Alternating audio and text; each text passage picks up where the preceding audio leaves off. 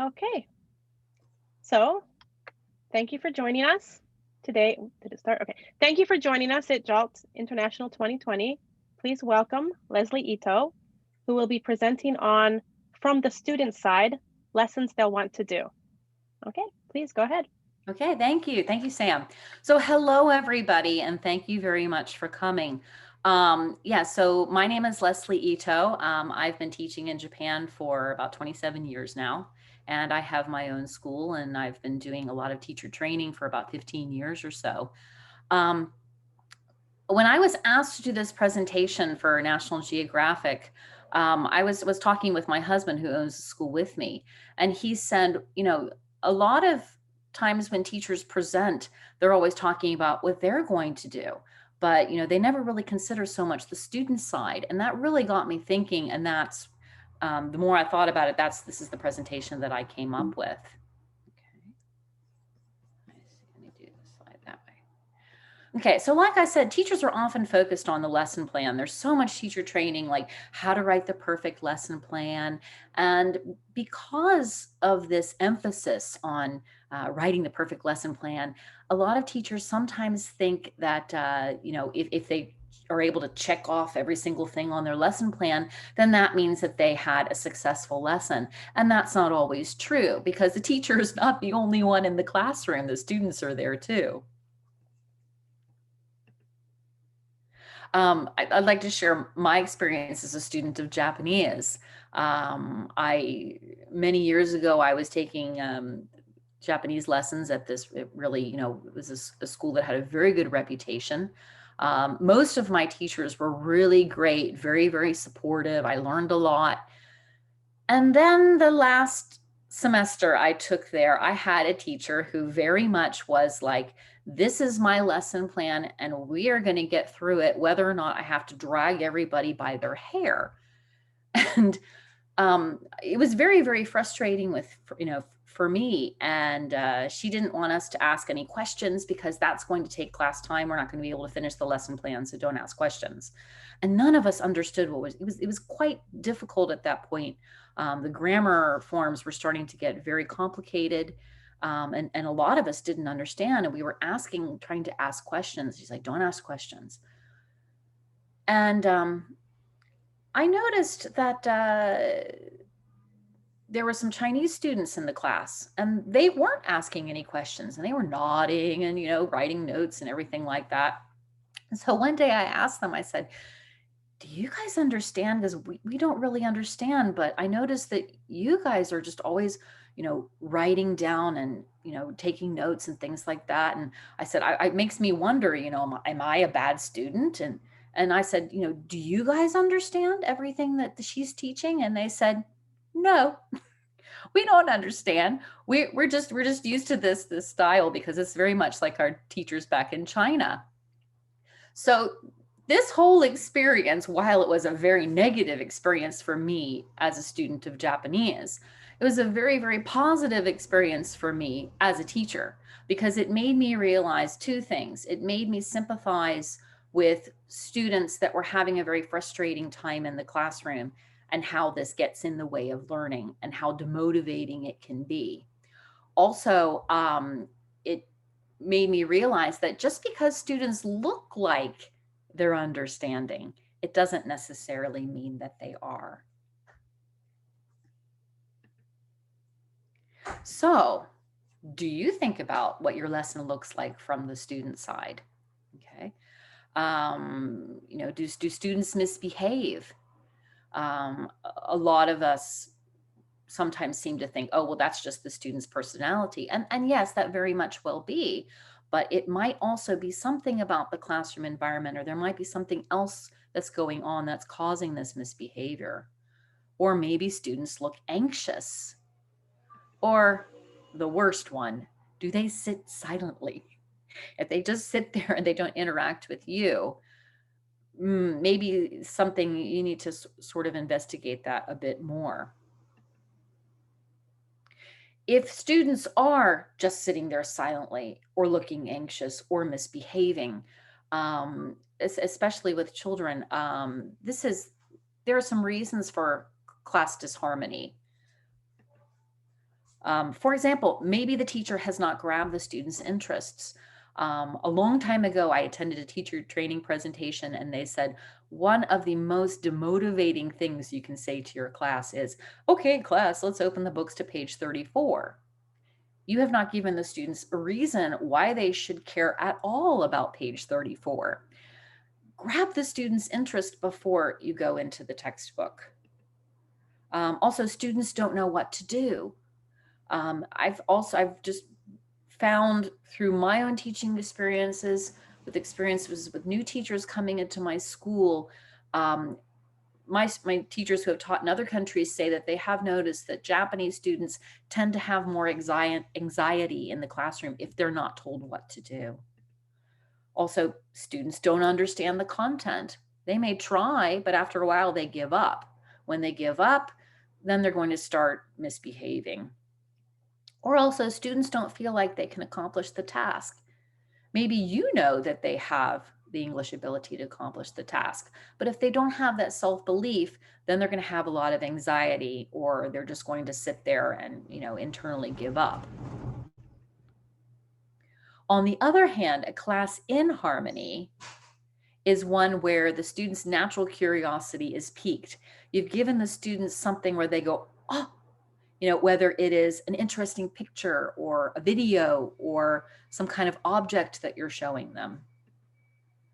Also, if students are interested and engaged in the lesson, then they're not going to have time to misbehave.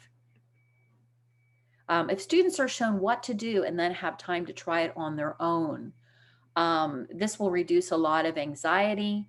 Students can see it has been proven to them, yes, they can do this. They were able to do number one. They can do the rest of the exercises. And also, through teaching of key vocabulary and personalization, students can understand the content, taking the content, connecting it to their daily lives, picking out the key words and making sure that students understand those. Those kinds of things will really help students understand the content, and then they'll be more engaged in the class. Okay, how many of you have heard of the zone of proximal development? Unfortunately, I can't see anybody, so it's kind of difficult for me to see. Let me see. Okay, so how many of you have heard of the zone of proximal development? Okay, yeah, I see a couple of hands there. Good. Okay, good. All right, so the zone of proximal development is basically a fancy way of saying that there are 3 stages, in the process of learning. You kind of, not really stages so much, but 3 states, I guess, 3 states in the process of learning. So you have things that the learner can do unaided.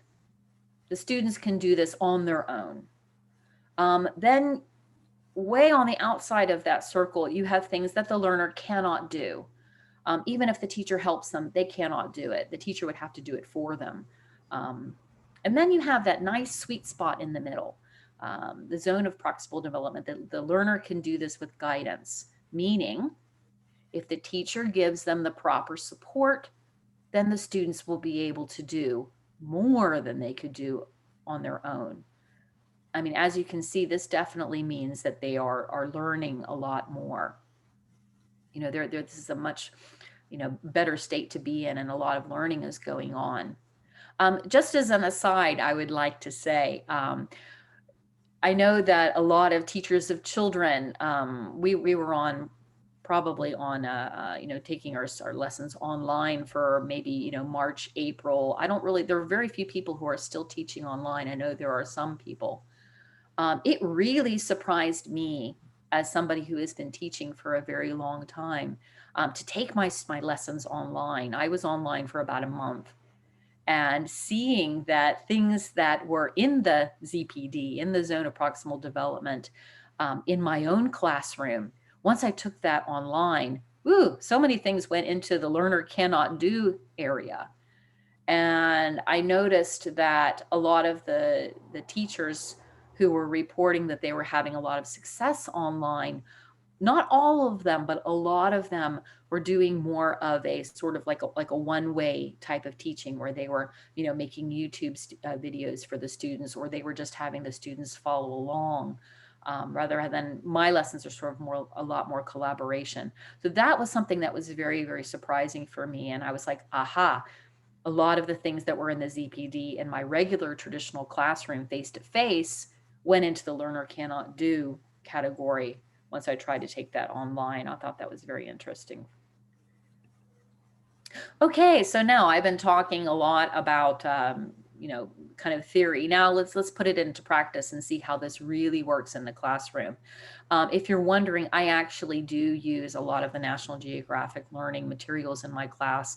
I teach Our World with a lot of my returnee classes. I teach Explore Our World with the regular EFL students. So I've had a lot of experience using these in the actual classroom, and I'll be showing some videos later of some lessons that I was doing in the classroom with these materials. So My Toys Our World 1, we're going to use a very interesting and cute picture to pique the students' natural curiosity, with that cool picture. And also, showing the students are shown what to do, and then they have time to do something on their own. So let's take a look at this picture. Oh, so before we do that, that's right. Don't dive in. This is probably the #1 mistake that a lot of teachers do, where they just dive into the material and they don't give the students a reason why they should be interested or why they should care about the material. And then they say, oh, my students are demotivated. Give them a reason to be interested, and then they will be interested. Okay, so this is the interesting picture. Okay, so here we have these huge toys. Okay, so in this, I asked the students, do you have toys that are this big? No, I don't have any toys. Look, do you see the princess is very tall and the girl is short. Are your toys this big? No, my toys are not that big. So here we can use language that students already know, big and small, and and my toys. So they're very, very interested. And of course, also too, now we know what the topic is going to be on. It's going to be on toys, which is something that all children like to talk about. And also, as you can see in the look and check, they talk about, using numbers, how many children are in the picture. You could also ask how many toys are in the picture. I have a lot of friends who teach in America, and one of my friends, she posted this meme, my face after I just finished giving directions and a student asks me what to do. And these are students, they're English speaking American students in America, and the teacher explains the directions, and afterwards the kids are like, teacher, I don't know what to do. And then think about like our classrooms where you've got that language barrier. And I always tell the teacher, our class and time in class is just so precious. Don't waste that time giving a big long explanation, because this is exactly what's going to happen. Instead of spending a lot of time explaining what the students have to do, just show them. It's a lot less frustrating, and it's also a lot more efficient. Okay, so let's take a look at this textbook page. Okay, so talking about basic school supplies, things that you would find in a classroom: glue, a paintbrush, a notebook, scissors. Okay, so after teaching the vocabulary, and of course earlier in the unit we went over in the song in the unit, actually, the different verbs that I'm writing, I'm painting, I'm drawing. So after going over that, we'll do this together. So we'll do number 1 together. So I'm writing, I'm using a notebook. Okay, kids, let's do this together. So I'm painting, I'm using, and the students will tell me, oh, a paintbrush. Then after that, I'll have the students all write it. So everybody writes it down. And then after that, I'll say, okay, very good. You did number 1. Great. Now please do 3, 4, and 5 by yourself. So before, when I would just go over number 1 and say, okay, try to do the rest of them by yourself, I can't do it by myself. I said, okay, yes, you can. You know, just you were able to do number 1, number 2. Now you're able to do 3, 4, 5. Actually, I don't really even need to say that because they proved it to themselves. So that way, I do this all the time now, where we do the first one together, and then we do let them try the rest of them by themselves, and things just go so much more smoothly when I do it that way. Then at the bottom we have the stickers. Okay, so next we have the stickers. Let's see, 1 second. Oops. Oh.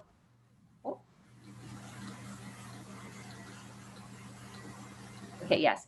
Okay, so as I said, like, don't let class procedure get in the way of learning. Stickers are really a wonderful tool for students to use in the classroom. Kids love stickers. They love peeling them off. They love sticking them on. But honestly, the most traumatic thing that can happen to a child is to put the sticker in the wrong place. It's just like an absolute catastrophe. Oh my goodness, I put the sticker in the wrong place. Sensei, I put the sticker in the wrong place, and there's tears. Oh, Sensei, then you're like trying to peel it off the page. Oh my goodness, you ripped my textbook. And next thing you know, 5 minutes have gone by of your precious class time. So, like I said, and nothing is learned. Nothing is learned. What is the child going to remember after the class is finished? They're going to remember that they ripped their textbook because they put the sticker in the wrong place. They're not going to remember the vocabulary that you were trying to teach. So, like I said, don't let class procedure get in the way of learning. Okay, here is a video of me with my students, and we are doing a sticker activity. And I'm going to take you through step by step, and there's a lot of reasons for the things that I do in this video, and it really helps everything go a lot more smoothly. Okay, so now let's do the stickers. Okay, so everybody turn to the stickers. Okay.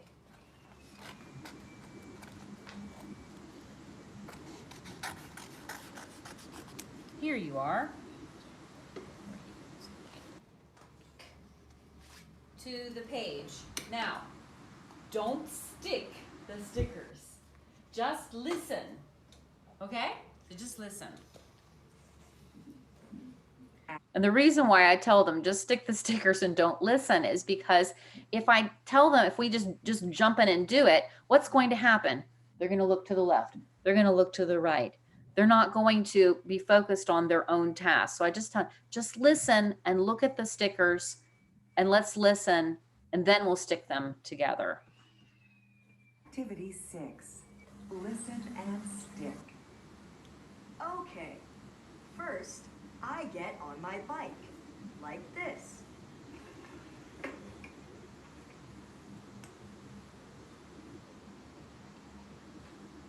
This first part is down the hill. Okay, everybody, so now we're going to listen, and then we're going to put the stickers on, okay?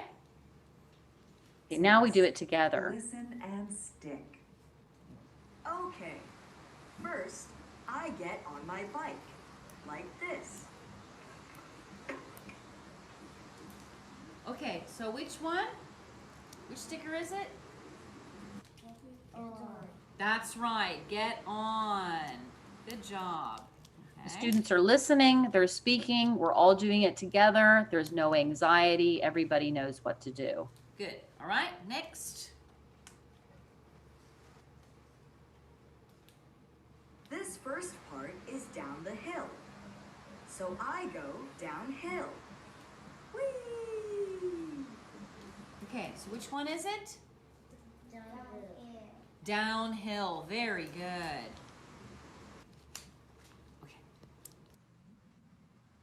Okay, so, oops. Okay, so now let's do the stickers. Okay, so everybody turn to the stickers. I have lost my, oh, there it goes. Okay. Sorry, I lost my mouse there. Okay, so as you can see, we were all doing that together. So here's another, oops.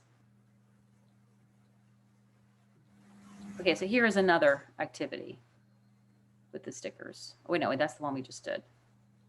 Okay. All right. So that's a stickers listening activity. Here is a sticker speaking activity. Okay. So we're speaking in small groups, and students are talking about their own ideas and then doing them together. All right, so. And here you are. Okay. Okay, all right, everybody. So now we're going to work together, okay? So what are the words down here? What are these? Morning. Afternoon. I'm pre-teaching the vocabulary, Evening. not taking for granted that the students know what we're doing. Good job. And what do you see? Can I see your stickers? So what do we see? What's this? The bath. So I take a bath, probably, right? And then what's this? TV. It's okay, watch TV and book. So read a book and ride a bike. Go to school. Oh, look, we have go to school again. Okay. Okay, what's this? With who? With friends. Okay, play games with friends or play video games with friends. What's this? Because sometimes students don't always know what the picture is supposed to depict. So that's why we go over the vocabulary together. Ooh, you have a gorgeous lunch. Eat lunch or maybe eat dinner. Mm-hmm. Yeah. And then what's this? What does this? Do you use a plate like this at home? No. Where would you have a plate like this? School, try school like a school lunch. Well, I don't know. In America, I had a school lunch. I had this plate. Yeah? Yeah, that would be good. Okay, good. All right, so now I want you to think out of these, what do you do in the morning? Okay? What do you do in the morning? It's really important to give the students time to think. Some, especially some little kids, they just need time to think about what they want to say. What do you do in the morning? What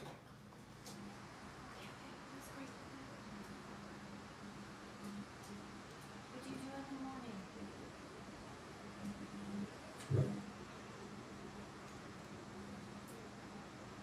Question: how old is this group, Lesley? This was like a first and second grader group. Some of these students are like sort of low-level returnees or kind of low-level international preschool graduates.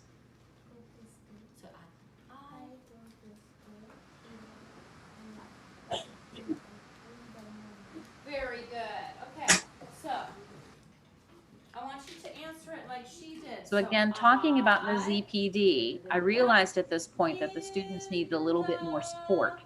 So I went to the board and I offered it by giving them an example sentence. So they put it on the board. So that way the teacher's not feeding them the sentence. They're giving them support so they can make the sentence. They can say the sentence on their own. Great.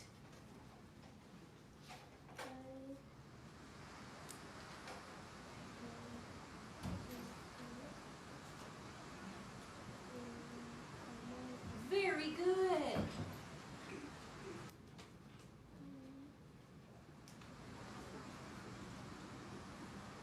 Go to school in the morning. Good. Great.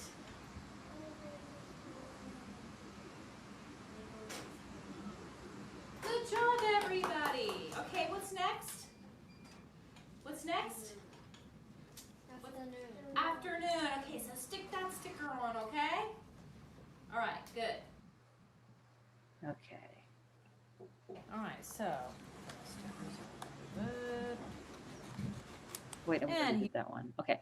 All right, good. So now we're going on to another page. So my house, our world one. In this lesson, we'll be using the students' natural curiosity and capturing the students' attention with a picture, and also personalizing a song to help understand the meaning. Recently, it's become very popular with video and with sharing to have the students sort of perform the song. They sing the song and everybody says, oh, really, that's so cute, that's so great. And I mean, it is true, it is great. It is great for the students to be able to learn the song and to sing the song and perform the song. But we have to keep in mind that our goal here is language learning, not singing ability. So if the students don't understand what's going on in the song, then, well, that doesn't really help so much your English lesson. Okay, so first of all, we start off with a really interesting picture. This is a picture of a house in the middle of a river in Serbia. So even low-level students know a lot of vocabulary that they can use to describe this picture. Oh, the house is small. The house is on a rock. The house is in a river. Okay, you know, oh, you know, it's beautiful. Or I like this house. I don't like this house. It's dangerous. You know, a lot of very basic vocabulary they can use to talk about this house. And this is the song that goes with this. And I absolutely love this photo because, of course, it is a house in Japan. Sometimes a lot of students in Japan get this idea that, you know, English is only spoken in Gaikoku. You know, here they can see there's a Japanese house in this textbook. So English is something that, you know, people in Japan need too. Okay. So anyway, here we have this song. Of course, like I said, it's great if the students know the song and can sing the song very well, but it's also important to make sure that the students understand the meaning of the song. And a lot of ways that you can do that is to have the students personalize the song. Okay. So anyway, in this song, so this is called My Home. So it goes, where do you live? I live in an apartment. Where do you live? I live in a house. Then I ask the students, where do you live? I live in a house. I live in an apartment. I live in a mansion. I say, no, you don't. You don't live in a mansion. You live in an apartment. Okay. And the next one, where do you sleep? I sleep in the bedroom. Is there a bed? Yes, there is. Okay, where do you sleep? I sleep in a bed in a bedroom. I sleep on a futon in the living room in the summer. As one of the students was telling me that, you know, I sleep in my bedroom, but in the summer I sleep in the living room. And then she told me later in Japanese, we all sleep in the living room because that's where the air conditioner is.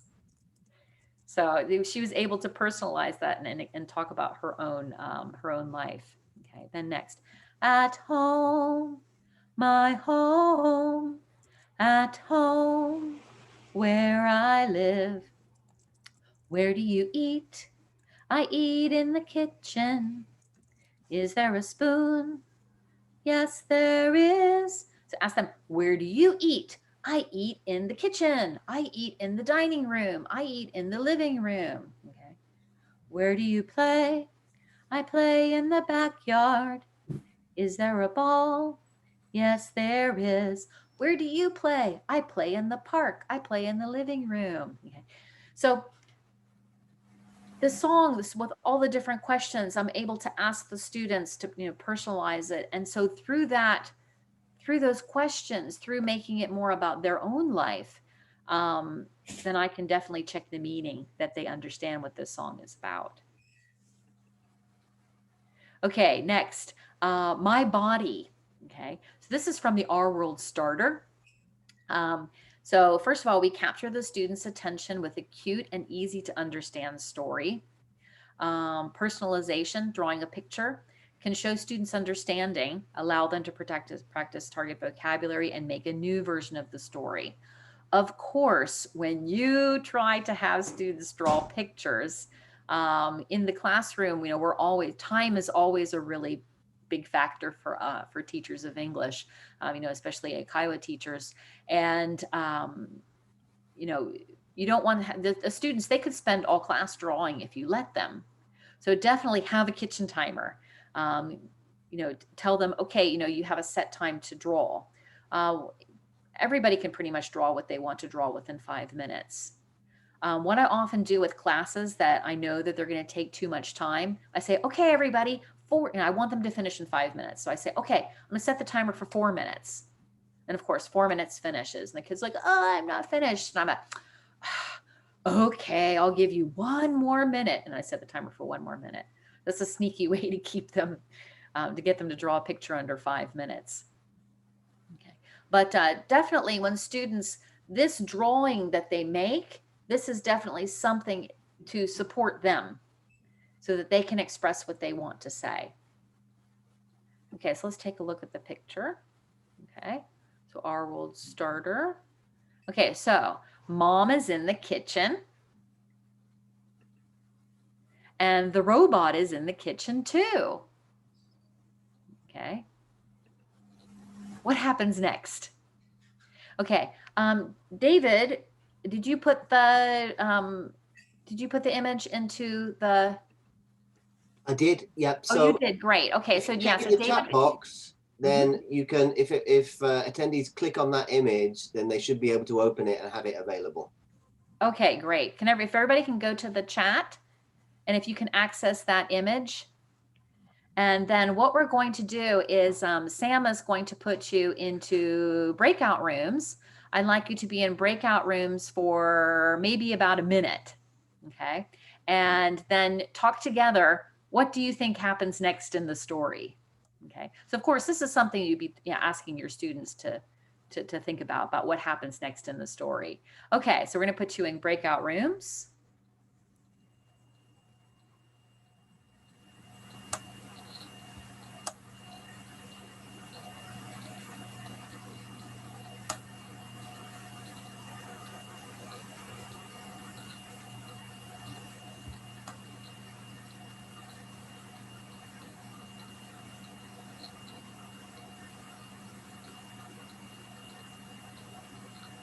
Sam, are breakout rooms happening or?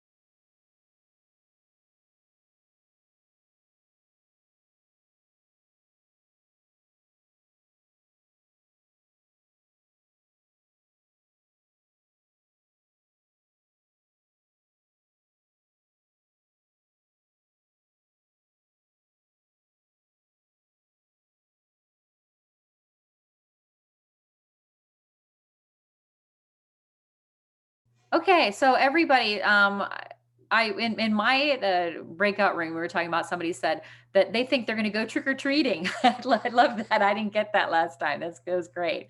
Or, the mom is surprised. Oh, the mom is angry. Yeah. Okay, so let me bring my PowerPoint back up and we can see what happens next. Okay, so what happens next? Okay. So mom says, "Oh no, a robot with 4 eyes and 4 ears and 3 eyes." And he says, "Don't worry, mom, it's me." Okay. So yeah, so he surprised his mother. Okay. So anyway, so I told the students, I said, now I would like you to make your own robot. Okay. Now, actually, I don't teach the starter in my class. So I chose a different class and I had them make up their own, I have a video. They made their own drawings and told us about their robots. Oh no, a robot is 8 years.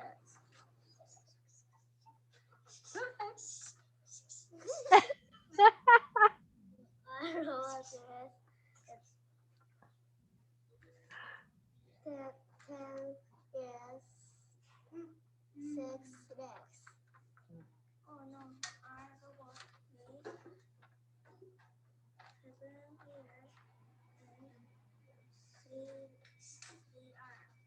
Well, oh no. Robot with no. Oh no, a robot with 5 eyes and 4 ears. Oh no, robot with many eyes. Okay. So yeah, so as they know, they were all able to draw that, within 5 minutes. And then I had them, using the same language from the story. Oh no, a robot with, and they came up with their own idea. Okay, great. Actually, right here, I would like to stop, and I would like to open it up for questions for a little bit before we go on, because next we're going to go on to a different activity, which will, you'll come up with your own ideas. Okay. So do we have any questions in the chat? We did not have any questions. So if anybody would like to ask anything now, maybe you can use the raise your hand function in participants, and I will call on you, and then you can unmute yourself and ask the question. Yeah. So please. Oh, nobody has any questions? Or does anybody have a story to share about doing an activity like that? Let me ask you a question. How many of you have a kitchen timer in your class? A kitchen timer? Yeah. Yeah, definitely. Once I started having kitchen timer in my class, I mean, my life changed. It really did. It was so much easier to get the kids to stay on track. Whether it was drawing a picture, or whether it was, like playing like a board game, like when they have a board game in a textbook. Sometimes you have one group, where they spend a lot of time playing, and then you have another group, somebody happened to roll a couple of 6s, and, oh, we're finished, and like, no, that's not the goal of the game, is not to have you finish. The goal of the game is for you to practice your English. So, setting the kitchen timer and say, okay, I want you to play the game, for 3 minutes. If you finish, then you go back to start and play a little bit more.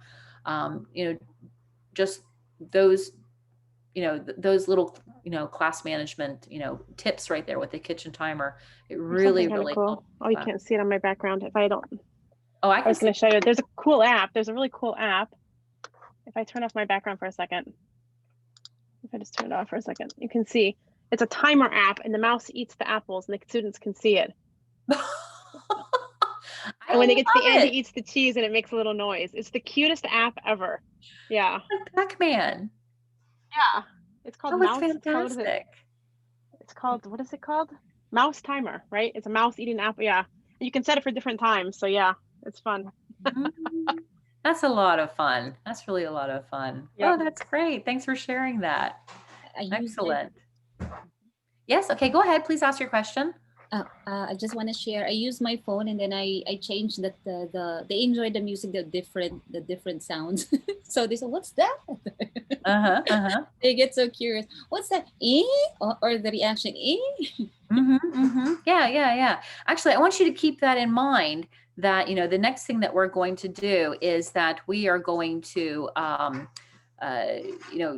do a lesson talking about animals. So for that, getting the students interested. We're so blessed right now with the technology. I mean, you could pop up all kinds of you could pop up all kinds of different animal voices, what does a kookaburra sound like? Or, what does a lion sound like? If a lion roaring, or of course, then you say, well, what does a giraffe sound like? Do you know? Giraffes don't have vocal cords. Only the babies can make a sound. So yeah, so giraffes don't have anything there. Okay, well, great. Well, why don't we go on to, I'll go back to the PowerPoint. Okay, so everybody, we're going to go into breakout rooms because Hold on, just one moment. Sorry. Joys of Zoom.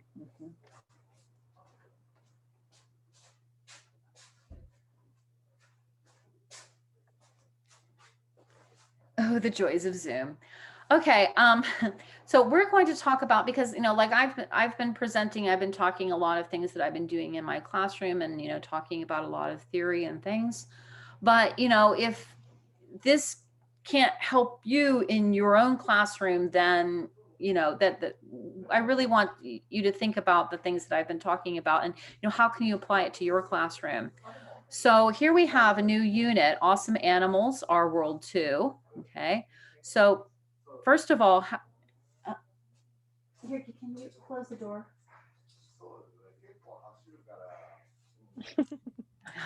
I'm really sorry. Okay, so here,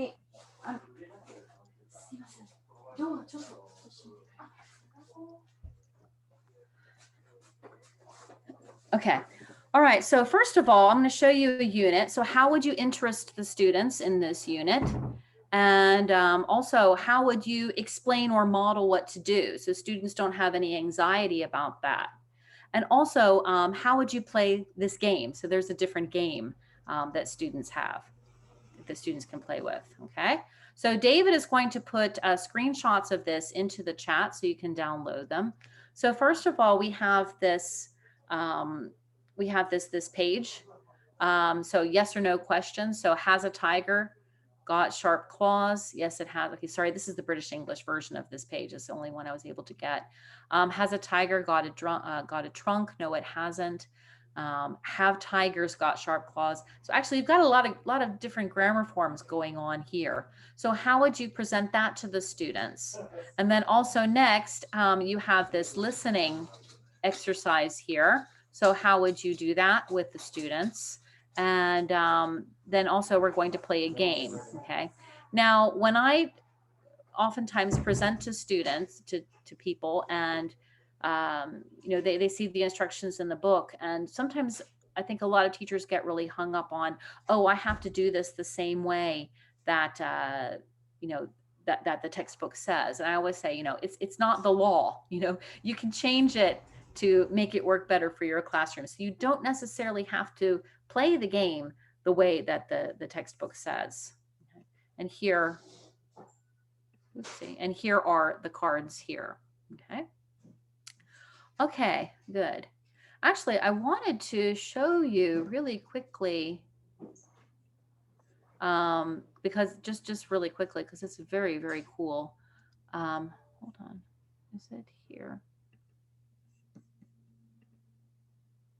Oops, that's not what I wanted to do. The online presentation tool. Okay.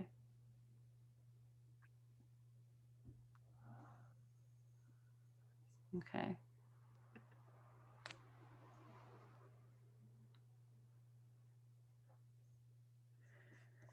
Okay, so this is the unit we're working on right now, Awesome Animals.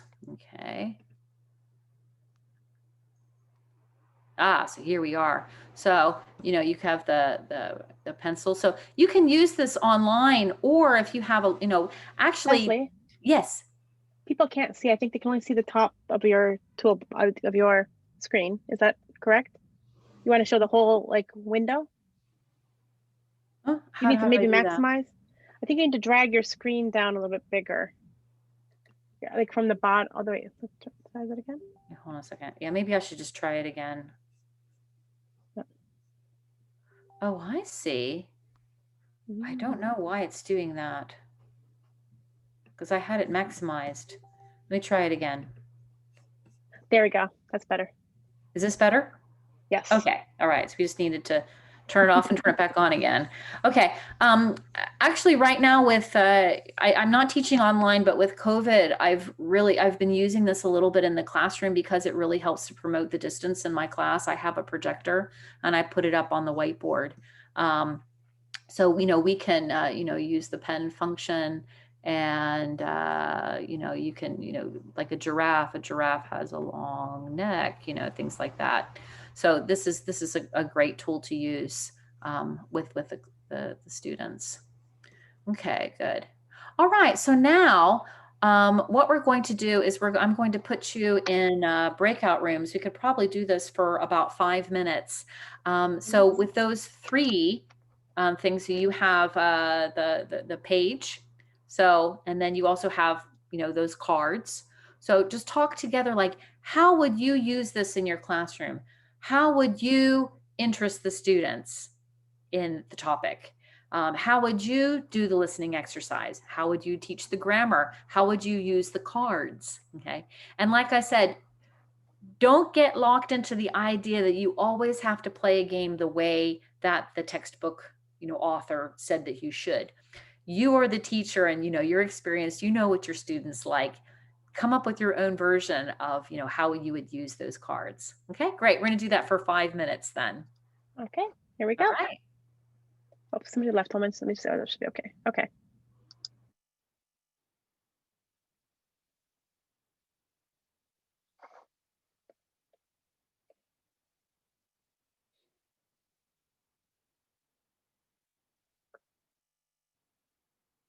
Okay, good.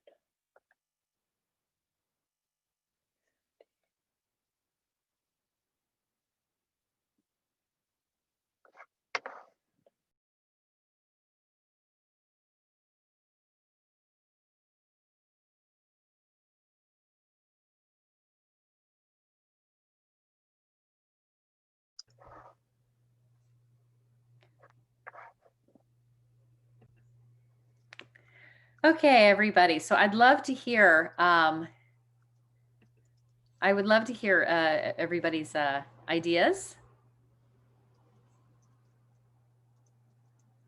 Did we lose everybody? Oh, here we go. Oh, here we are. Everybody's They're back. still coming back. Everybody's just coming back. Okay, wonderful. So I'd love to hear some of your ideas. Okay. So who was in were the groups labeled? Okay. All right, Yori, please go ahead. Yes, I'd like to start. Go ahead. Yeah, I had the discussion with Vivi. Okay. Yeah, and I hope we're going to do it right. Well, for the activity, we would like to start doing something like a conversation demonstration. So we would be showing one animal, and then we will tell them to see what they can see in the animal parts of the body, something like that. And then, so that's the instruction. What do you see in the animal? Blah, blah, blah, blah. And then thinking time, 1 minute. Okay, let's go. Let's do this. Come on. And then timer, pam, pam, pam. Okay, that's it. And then the activity hopefully would go, would go lively, very interesting. And students would say, big ears, big eyes, nose, ugly. Any common words. Yeah, that's really great, because you've students know what to do, and you've given them like a target using language that they already know. So yeah, so that would be a very, very I believe that would be a very successful activity, and the students would be very engaged with it. Yes, and after explaining the instructions, maybe we would demonstrate. Okay, please watch Teacher Vivi, and then okay, that's it. That's it. And then the activity would go on, and then we would proceed to the lesson. Like maybe asking questions, yes, and then asking and answering questions, yes, and with yes or no answers. Okay. That's it. Very good. Great. Marian, would you like to? I was in group 2 with Kristen and Mary, and we had a great discussion. We started off deciding that we wanted to focus on the body parts first, because to make sure that the kids really knew. So we were going to have like big ears and everybody acting a long neck and that stuff first. And then we got into a discussion about using the singular and the plural form. Okay. That was really interesting, because it's easy to confuse the students, right? If you get them all mixed up. So then we had this idea that we'd have, for example, we'd have tigers, different kind of tigers. And we would say, oh, this tiger has a red hat. And it's amazing what you can find on Google as well. All these pictures that you can find. This tiger has a yellow scarf, but all tigers have sharp teeth or something like that, that you could find things that all the tigers have. And you can say tigers have. Yes, they do. No, they don't. That kind of thing. That was as far. We didn't get down to any game. But it was very interesting. Okay, good. Thank you. It sounds really interesting. Yeah, good. Yeah, and it's true about Google. I mean, you know, you can find so many, you know, short videos of animals, or you know, you can find so many wonderful images of animals, you know, to really, that definitely will interest the students. Okay. Anybody else? When I gave this presentation, I gave this presentation a couple times in January and February. Do you know the game called with headbands? So you put something on your forehead, and like everybody else can see it, but you can't see it. And so that's what some of the groups came up with, that they put one of the animals on their forehead and they can't see it, and then they have to ask you know, their classmates questions. You know, does it have a long neck? Does it have big teeth? Yeah. And so, you know, having their textbook there, then they can be asking a lot of questions, and it's just a lot more engaging and interesting than you know, just, you know, doing some kind of pair work activity. So yeah, very good. Well, great. So anyway, for just really quickly, go back to my PowerPoint. Okay. Wait, this is my PowerPoint. Okay, good. And it won't let me go. Oh, there we go. Okay, very good. So, so David White is here. David, can you wave? Okay. All right. So if you have any other questions, please head over to the Zoom room. Yep. And I think David's going to put you're going to put the link into the chat, right? I will do. Yep. Okay. Yep. Okay, I was going to say thank you very much for coming. Can I give Lesley a big hand? Thank you. Oh, Maybe thank unmute yourselves and just big round of applause. And definitely, I'm going to hit stop recording now. Definitely